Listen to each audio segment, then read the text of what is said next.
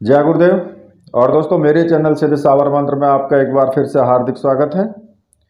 और देखिए, आज मैं आपके सामने जो साधना आपको बताने वाला हूं, वो साधना सर्वोपरि साधना है।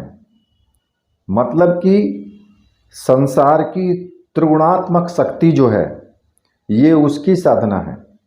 महाकाली साधना, महासरस्वती और महालक्ष्मी साधना, जिस एक रूप के अंदर ही ये तीनों शक्तियां समाहित हैं, जो कि महालक्ष्मी का श्रेष्ठतम स्वरूप है और वरदायक स्वरूप है। वो 10 महाविद्याओं में से एक महाविद्या है माता भुवनेश्वरी। भुवनेश्वरी को वरदायक शक्ति माना गया है। 21 दिनों में सफलता के सर्वोच्च शिखर पर आप पहुंच सकते हैं, क्योंकि भुवनेश्वरी साधना बहुत ही सरल, सौम्य है, अद्वितीय भी है और शीघ्र सफलतादायक भी है। इसका मंत्र बहुत छोटा सा है और छोटा सा होते हुए भी पूरे शरीर को झंझना करके रख देता है। ये दरिद्रता आपकी कोसों कोसों दूर चली जाती है। भुवनेश्वरी पूर्ण लक्ष्मी युक्त बनकर के 16 श्रृंगार करके आपके घर के अंदर स्थापित हो जाती है और जीवन में कुछ भी आपको प्रदान करने के लिए सफल भी रहती है ये साधना, और सही भी है। वास्तव में क्या है कि वास्तव में जो भुवनेश्वरी साधना है वो जीवन का एक वरदान है, जो कि शिव के द्वारा ये साधना दी गई है। देखिए, हम सब इस भुवनेश्वरी साधना के माध्यम से सब कुछ प्राप्त कर सकते हैं जो हमें अपने जीवन में चाहिए। धन, यश, मान, प्रतिष्ठा, ऐश्वर्य, भोग, विलास, पूर्णता, सफलता, अनुकूलता, व्यापार, वृद्धि, सब कुछ जो अपने जीवन में आप प्राप्त करना चाहते हैं, वो सारी चीज़ें आप भुवनेश्वरी के द्वारा प्राप्त कर सकते हैं। देखिए, लक्ष्मी जहाँ इसमें व्यापार वृद्धि, आर्थिक उन्नति और भौतिक समृद्धि देने में बिल्कुल समर्थ है, वहीं पर सरस्वती जो कि मान, विद्या, प्रतिष्ठा, सम्मान, वाक सिद्धि और कला, संगीत आदि में, इन क्षेत्रों में आपको पूर्णतः समर्थ है। वो शक्ति पूर्णतः सहायक है।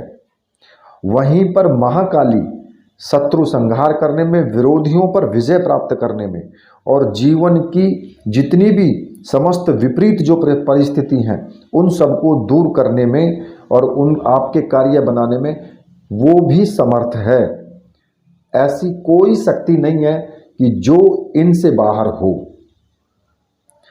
देखिए, माता भुवनेश्वरी को तीनों शक्तियों का समन्वित रूप कहा गया है। यानी कि भुवनेश्वरी की जो साधना करते हैं, तीनों शक्तियां एक ही साधना से संपन्न हो जाती हैं। लक्ष्मी भी, सरस्वती भी और महाकाली भी। और जीवन में किसी भी प्रकार का अभाव रहता ही नहीं है, बिल्कुल भी। इसीलिए इस साधना को त्रिगुणात्मक साधना कहा गया है, क्योंकि एक अकेली भुवनेश्वरी की साधना करने से तीनों शक्तियां ये सिद्ध हो जाती हैं। और जब तीनों शक्तियां ये सिद्ध हो जाएंगी तो फिर आगे बचा ही क्या। देखिए, वैसे तो जो 10 महाविद्याएं हैं, वो महाविद्याएं कलयुग में बहुत जल्दी आपको सफलता प्रदान करती हैं। काली, तारा, षोडशी, भुवनेश्वरी, छन्मस्ता, त्रिपुर भैरवी, धूमावती, बगलामुखी, मातंगी और कमला। लेकिन जो भुवनेश्वरी साधना है वो इन 10 महाविद्याओं में एक ऐसी साधना है जो सौम्य साधना है, जिस साधना को करने से किसी भी प्रकार की हानि नहीं हो सकती। चाहे साधना बीच में छूट जाए तब भी किसी प्रकार की हानि नहीं हो सकती। ऐसी साधना पूर्णता प्राप्त करने के लिए जरूर करनी चाहिए। इस साधना को करने से किसी भी प्रकार का कोई नुकसान होता ही नहीं है। सच्चाई जो है, एक भुवनेश्वरी एक ऐसी देवी है 10 महाविद्याओं में कि जिनकी साधना करने में आपको किसी भी प्रकार की कोई दिक्कत नहीं है।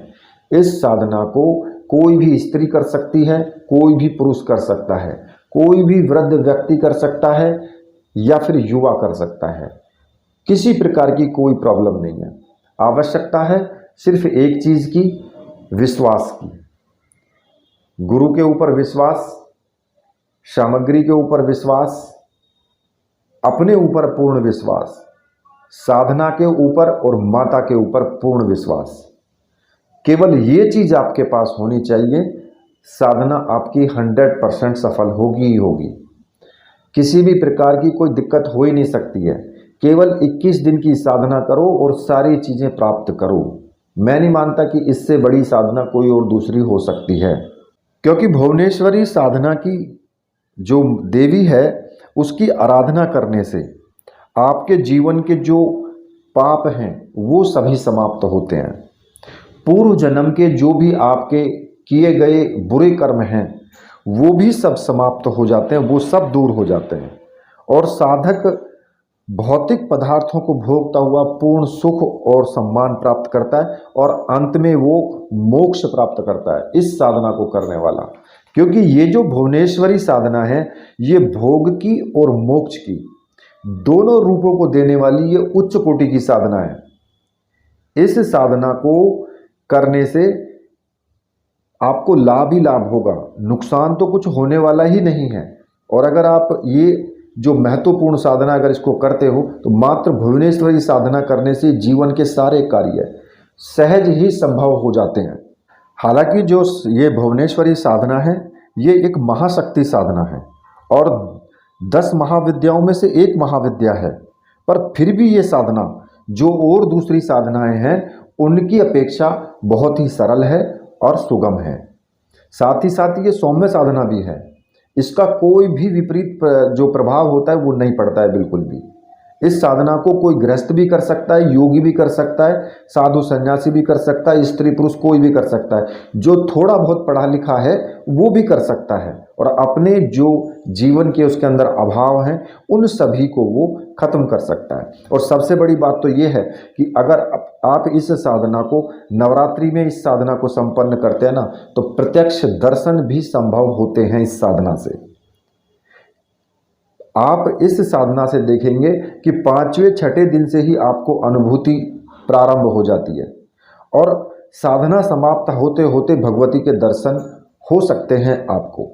क्योंकि कलयुग में देखिए ये हम लोगों का सौभाग्य है कि ऐसी साधनाएं जो हमारे बीच में हैं कि हम देवी का प्रत्यक्ष दर्शन कर सकें और अपने आप को धन्य कर सकें। लेकिन आवश्यकता किस बात की है कि कम से कम 1 लाख जाप उन 9 दिनों के अंदर पूरा हो जाना चाहिए। मतलब कि 15,000 मंत्रों का जाप डेली होना चाहिए और इस साधना को सुबह में भी कर सकते हो, शाम में भी कर सकते हो, किसी दोनों टाइम कर सकते हो, कोई प्रॉब्लम नहीं है इसमें। और देखिए इस साधना को सिद्ध करने के लिए जो आवश्यक सामग्री है वो मैं आपको बता देता हूं। एक तो भुवनेश्वरी यंत्र, सर्व सिद्धि प्रदायिनी गुटिका, भुवनेश्वरी माला और एक रक्षा माला, ये 4 सामग्रियों की आपको आवश्यकता होगी इस साधना में। और ये चारों सामग्री प्राण प्रतिष्ठित और प्राणश चैतन्य होनी चाहिए। और अगर आपको ऐसी सामग्री चाहिए तो मैंने व्हाट्सअप नंबर दिया हुआ है, आप वहाँ से मुझे व्हाट्सअप कर सकते हो, वीडियो में ही मैंने दिया है और आप ये सामग्री प्राप्त कर सकते हो और साधना शुरू कर सकते हो। अगर आप ऑर्डर करते हैं तो फिर 100% आपको सामग्री मिलेगी ही मिलेगी। आप बेझिझक करके ऑर्डर कर सकते हैं सामग्री के लिए, किसी भी प्रकार से आपके साथ अन्याय नहीं होगा, ये मेरा दावा है। और देखिए जब आपको ये सामग्री प्राप्त हो जाए तो आप इस साधना को शुरू करें। आप कभी भी नवरात्रि में आप इसको शुरू कर सकते हैं या फिर किसी भी महीने की जो शुक्ल पक्ष आता है उसकी चतुर्दशी को भी ये साधना प्रारंभ कर सकते हैं। साधना रात और दिन दोनों टाइम कर सकते हो, किसी प्रकार की कोई प्रॉब्लम नहीं है। अब मैं इसमें जो कुछ ध्यान रखने योग्य जो बातें हैं, जो साधना के नियम हैं, उसको मैं कुछ समझा देता हूं तुम्हें। पहले देखिए, साधना गृहस्थ व्यक्ति भी कर सकता है और उनको इन नियमों का पालन करना ही होगा। भुवनेश्वरी साधना किसी भी समय आप प्रारंभ कर सकते हो, परंतु नवरात्रि में करने से इस साधना में विशेष महत्व होता है। नवरात्रि के प्रथम दिन से ही आप इस साधना को प्रारंभ करना चाहिए और अष्टमी तक या नवमी तक इसका समापन कर देना चाहिए, यानी कि 9 दिन के अंदर 1 लाख मंत्रों का जाप हो जाना चाहिए। दूसरा नंबर, इस साधना में 1 लाख मंत्र का ही जाप करना है। ये इसका नियम है। और प्रतिदिन निश्चित संख्या में ही जाप हो, यानी कि 15,000 मंत्रों का जाप हो जाना चाहिए। ठीक है। इस साधना को कोई भी स्त्री पुरुष कर सकता है। हाँ, यदि स्त्री साधना काल में रजस्वला हो जाए तो ये साधना उसी दिन से आपको समाप्त कर देनी है, आगे उस साधना को फिर नहीं करना है। जब आप ठीक हो जाएं तब उसके बाद ही साधना शुरू करें। साधना काल में स्त्री संग वर्जित है। साधक शराब बिल्कुल ना पिए, जुआ ना खेले और स्त्री का संग न करे। स्त्री संग आप समझ रहे हैं कि आपको ब्रह्मचर्य व्रत का पालन करना है। साधना रात्रि को भी की जा सकती है, प्रातः भी की जा सकती है और दोनों टाइम भी कर सकते हो। इस साधना में जप जाप करने के लिए आपको भुवनेश्वरी माला की आवश्यकता होगी, उसका ही आपको उपयोग करना है। रुद्राक्ष की माला इस साधना में बिल्कुल भी प्रयोग नहीं करनी है। आसन ऊनी होना चाहिए, सफ़ेद रंग का आसन होना चाहिए और पूर्व दिशा या उत्तर दिशा की तरफ मुख करके ही आपको बैठना है। सामने जो है आपके तेल का दीपक लगा हुआ हो, ठीक है। और तेल का दीपक किसी भी तेल का, जैसे तिल का तेल हो गया या किसी सरसों का तेल हो गया, इसका आप दीपक लगा सकते हैं। और साधना काल में चाहे तो आप अखंड दीपक भी लगा सकते हैं, और नहीं तो फिर आप ऐसा भी कर सकते हैं कि जब तक मंत्र जाप चले तब तक दीपक जो वो जलता रहना चाहिए। अगरबत्ती लगाना कोई अनिवार्य भी नहीं है और लगाना चाहो तो लगा भी सकते हो, ठीक है। जो भुवनेश्वरी यंत्र है वो प्राण प्रतिष्ठित होना चाहिए और चित्र भी इसके साथ होना चाहिए। चित्र चाहे तो आप नेट से भी निकाल करके उसको मढ़वा करके रख सकते हैं।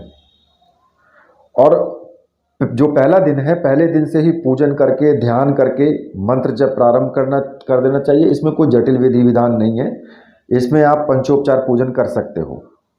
यदि केवल तुम भुवनेश्वरी का दर्शन करना हो तो मात्र भुवनेश्वरी मंत्र का ही जाप करना चाहिए। पर यदि कोई विशेष इच्छा हो तो इस मंत्र में और पहले और अंत में उससे संबंधित जो बीज मंत्र है उसको लगा देना चाहिए। जैसे कि उदाहरण के लिए रोग निवारण के लिए जो बीज मंत्र होता है वो होता है वम।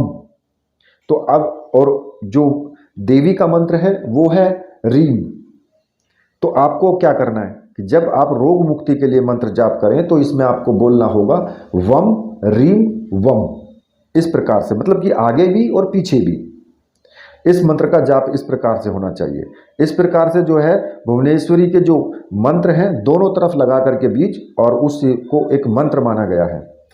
प्रातः ही स्वच्छ वस्त्र धारण करके साधक जो है मंत्र जाप में उसमें बैठना चाहिए, और चाहे तो वो दूसरी बार रात्रि में भी पुनः साधना कर सकता है। और स्नान करने के बाद ही रात्रि को बैठे वो, मतलब कि स्नान करना चाहिए।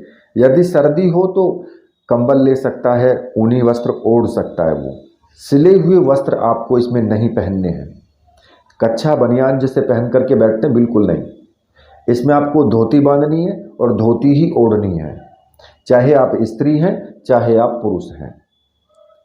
अच्छा, एक चीज़ और, अगर रेशमी वस्त्र है तो उसे आप एक बार साधना कर ली तो दूसरे दिन भी उसका उपयोग कर सकते हैं। लेकिन अगर आपके वस्त्र ऊनी हैं, या मतलब कि जैसे कि सूती वस्त्र हैं, तो उन्हें एक बार पहनने के बाद फिर धो करके ही उसको उपयोग में लाना है, ठीक है। उसको जरूर धो लेना। रात्रि में भूमि में शयन करेंगे, मतलब पृथ्वी पर लेटना है, खाट या पलंग पर आपको नहीं लेटना है। भोजन एक समय एक स्थान पर बैठ करके जितना भी किया जा सके आप भोजन करें। ऐसा नहीं कि जगह जगह खाते रहें। पर शराब, मांस, लहसुन, प्याज, ये सब इसमें वर्जित है। इसके अलावा आप दिन में 2 बार फल भी खा सकते हैं, और दूध, चाय, पानी ये तो आप जितनी बार चाहें उतनी बार पी सकते हैं, कोई दिक्कत नहीं है इसमें, ठीक है। और भुवनेश्वरी देवी का जो चित्र है उसको कांच के फ्रेम में मड़वा करके सामने रख लें। बिना यंत्र के और बिना चित्र के मंत्र जाप निरर्थक है इसके अंदर, ठीक है। देखिए, इस साधना में अगर आप किसी विशेष कार्य के लिए साधना कर रहे हैं तो फिर मैं आपको बता देता हूँ और लिख करके भी दे दूंगा कि देखिए, अगर आप निष्काम भाव के लिए साधना कर रहे हैं तो श्रीम का इस्तेमाल आपको करना है आगे पीछे। अगर माता के प्रत्यक्ष दर्शन करना है तो यम रीम यम, इसका भी आप इस मंत्र का भी जाप कर सकते हैं। अगर आर्थिक उन्नति के लिए करना है तो केवल रीम का ही आप जाप करेंगे। अगर व्यापार वृद्धि के लिए कर रहे हैं तो आम, रीम आम, इस प्रकार से। अगर सुख समृद्धि के लिए कर रहे हैं तो हम का आपको इस्तेमाल करना है। शत्रु संहार के लिए रम बीज का इस्तेमाल करना है। रोग निवारण के लिए मैं बता चुका हूं वम, भाग्य उदय के लिए अम, पुत्र प्राप्ति के लिए तम, मोक्ष प्राप्ति के लिए लम, और राज्य के पद के लिए या फिर अपनी नौकरी में पद के लिए, जैसे कि आप चाहते हैं कि पदोन्नति हो, उसके लिए इम, इम, इम नहीं इम, छोटी ई और अंक की बिंदी। अगर मुकदमा है तो उसमें सफलता के लिए इसमें आप ढम का इस्तेमाल कर सकते हैं। अगर ऋण आपके ऊपर काफ़ी हो गया है तो इसमें आप गम का इस्तेमाल करेंगे, या गंग भी बोल सकते हैं उसको, गम भी बोल सकते हैं। ठीक है। सुख शांति के लिए जम का। अगर पत्नी अपने पति के लिए कर रही है या पति अपने पत्नी के लिए कर रहा है तो नम का इस्तेमाल कर सकते हैं। सम्मान चाहिए, यश चाहिए तो आप इसमें छम का इस्तेमाल कर सकते हैं। विद्या प्राप्ति के लिए एम का इस्तेमाल कर सकते हैं। अगर किसी खोई व्यक्ति जैसे खो जाता है, उसके लिए आप साधना कर रहे हैं इसको, तो आप करेंगे ओम का इस्तेमाल, ओ और उसके ऊपर बिंदी। अगर तांत्रिक प्रभाव किया गया है घर के ऊपर तो आप इस्तेमाल करेंगे इसमें कम, कै उसके ऊपर अंक की बिंदी। और समस्त प्रकार के अभ्युदय के लिए इसमें करना है आपको ठम। ठीक है। अब देखिए, जो इसमें मंत्र हैं दो तरीके से आप जप सकते हो। या तो आप खाली रीम का इस मंत्र जाप करें, या फिर इसमें 3 शब्दों का उच्चारण होता है, एंग, रीम और श्रीम। ये तीनों जो बीज मंत्र हैं इनको मिलाकर के भी आप जाप कर सकते हैं। ये संपूर्ण मंत्र है। रीम तो है ही, लेकिन ये और भी ज़्यादा संपूर्ण है। जैसे कि एंग का इस्तेमाल करते हैं तो माता सरस्वती के लिए, रीम का इस्तेमाल करते हैं तो ये समन्वय रूप है, महाकाली भी इसमें आ जाती है। और अगर आप श्रीम का इस्तेमाल करते हैं तो ये भी महालक्ष्मी के लिए। और अगर आप केवल रीम रीम रीम इसका ही उच्चारण करते हैं तो भी कोई दिक्कत नहीं है, तब भी भुवनेश्वरी का ही वे बीज मंत्र है। ठीक है। दोनों में से कोई से भी मंत्र का आप जाप कर सकते हैं। अब देखिए, मैं आपको इस साधना को किस प्रकार से करना है वो मैं आपको बता देता हूं। देखिए, वीडियो तो इसमें लंबा हो जाएगा, 100% है, क्योंकि समझाना है तो वीडियो लंबा होगा ही होगा। इसलिए व्यर्थ की बातें तो करे ना कोई कि भाई वीडियो लंबा है, फलाना है, ढिकड़ा है, ये सब चीज़ें ना करें। जिनको देखना है वही देखें और प्यार से देखें। अब देखिए, आपको इसमें क्या करना है कि जो सामग्री है आप उसको प्राप्त कर चुके हैं, तो आप प्रातः काल ही स्नान आदि करके और अपना वस्त्र धारण करके अपने पूजा कक्ष में चले जाएं या एकांत कक्ष में चले जाएं। प्रतिदिन जिस समय साधना पहले दिन शुरू करेंगे, प्रतिदिन आपको उसी समय साधना शुरू करनी है, शाम में भी और सुबह में भी। और साधना आपको लगातार 21 दिन करनी है ये। ठीक है। जो सामने लकड़ी की चौकी रखी है उस चौकी पर आप लाल रंग का वस्त्र बिछा लें और थोड़े से चावल लेकर के उस पर रीम है, रे, बड़ी की मात्रा और अंक की बिंदी, ये चावल से लिखें। ठीक है। थोड़े से चावल डाल करके उसको लिख लें चावल से, और उस पर आपको भुवनेश्वरी यंत्र को स्थापित कर देना है। उसके साथ ही साथ भुवनेश्वरी का चित्र आप सामने रखेंगे, बराबर में भगवान शिव का चित्र या शिव परिवार का हो तो अच्छी बात है, और साथ में ही अपने गुरु का चित्र, जो भी आपके गुरु हैं। अगर आपके गुरु कोई देहधारी हैं तो उनका चित्र, अगर भगवान शिव को गुरु माना है तो फिर उनका चित्र आप रख सकते हैं। अब इसमें आपको कुमकुम चाहिए, थोड़े चावल चाहिए, पुष्प चाहिए। अगर आप चाहें तो इसमें भोग भी आप रख सकते हैं। उस भोग को आप स्वयं ग्रहण कर लेंगे पूजा करने के बाद। सबसे पहले आपको दीपक जलाना है। ठीक है, दीपक मैं बता चुका हूं कौन सा जलाना है। धूपबत्ती अगरबत्ती भी जला सकते हो। अगर आपको इस साधना में पूर्ण सफलता प्राप्त करनी है तो एकाग्रचित्त होकर के आप इस साधना को करें।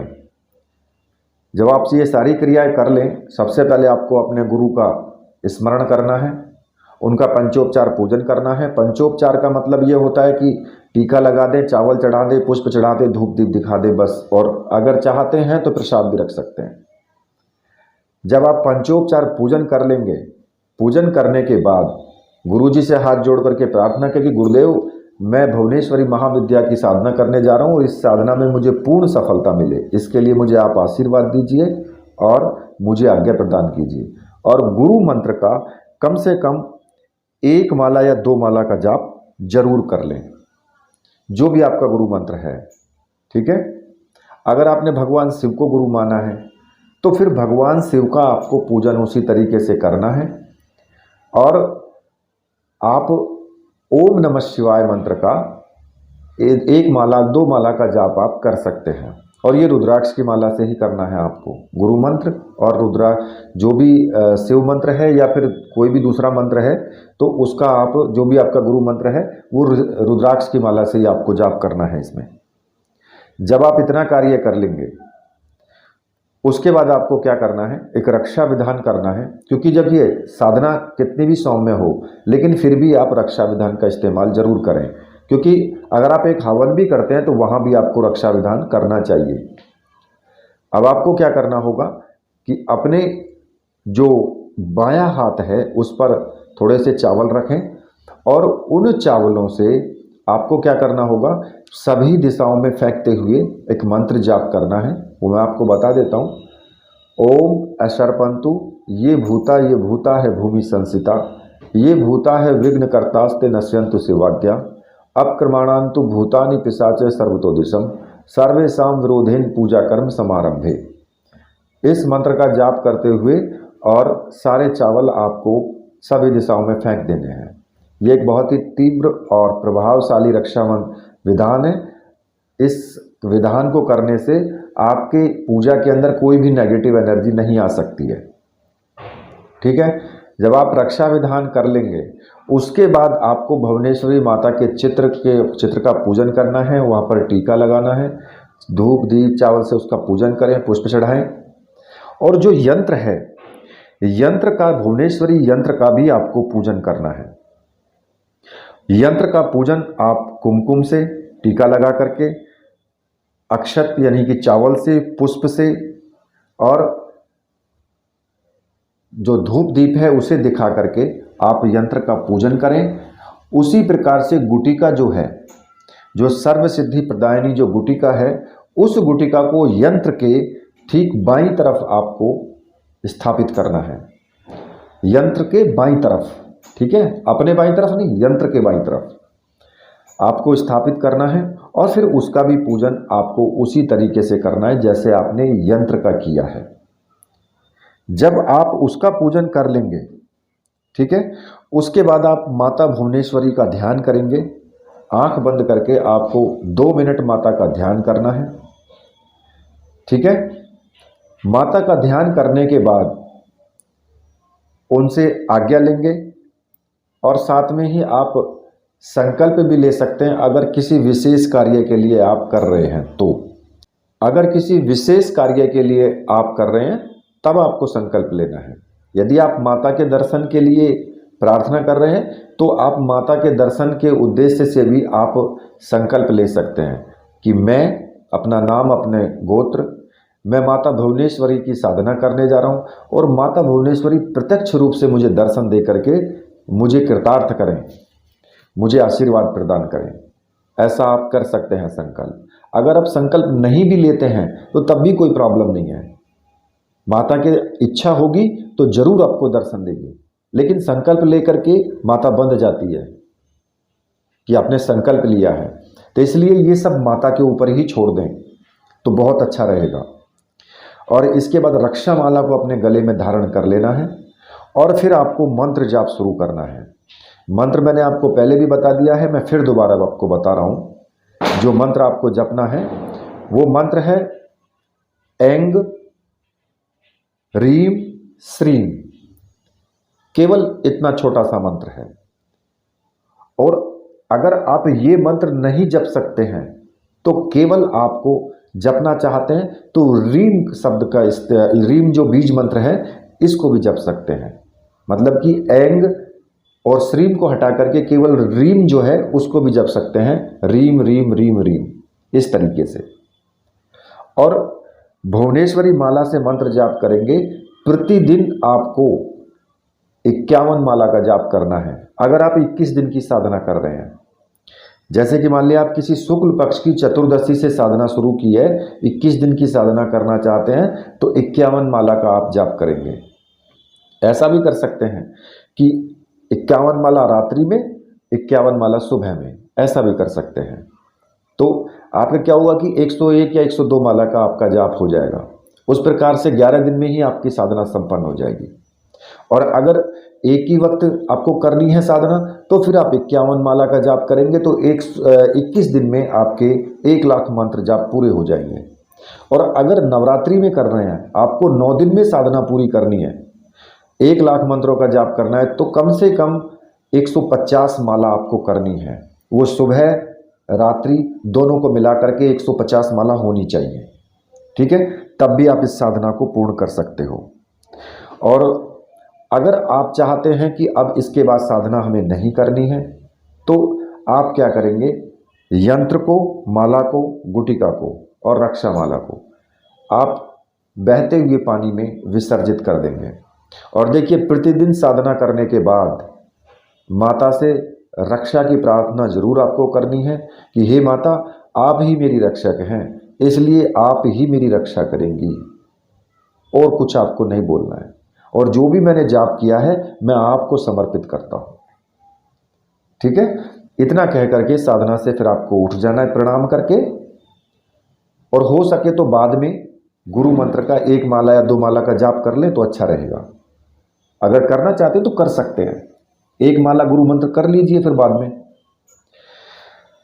देखिए, इस साधना में मैं आपको ये भी बता चुका हूं कि आपको अनुभूतियां भी होंगी। आपको ये भी बता चुका हूं कि किन किन बातों का आपको ध्यान रखना है। सारी कुछ चीज़ें मैं इस साधना में ही आपको बता चुका हूं, इसलिए मुझे कुछ एक्स्ट्रा बताने की अब आवश्यकता है नहीं। ठीक है, इसी के साथ अब मैं वीडियो को यहीं पर समाप्त करता हूं। मेरे साथ बोलिए, बोलिए वीर बजरंगबली हनुमान जी महाराज की जय। बोलिए मेरे परमहंस गुरुदेव की जय।